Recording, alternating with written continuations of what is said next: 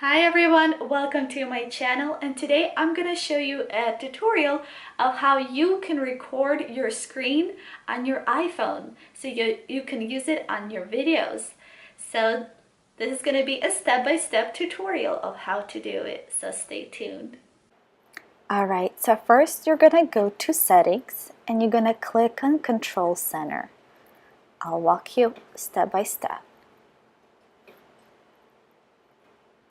Then you're gonna click on Customize Controls.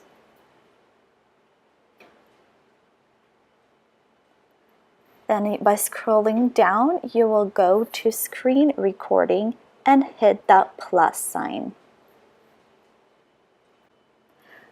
Once you hit it, it will come up to the top and it will say Screen Recording. That means now you have it in your control bar.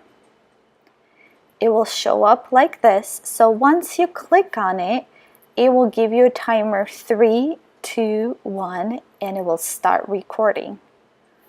And it will give you a red bar on the top showing you that you are currently recording a video. And in order to stop a video, all you have to do is swipe the control bar again and clicking the same button, and also your video will be saved in your images. Thank you guys so much for watching this video. I hope you like it, and subscribe, like this video, and comment.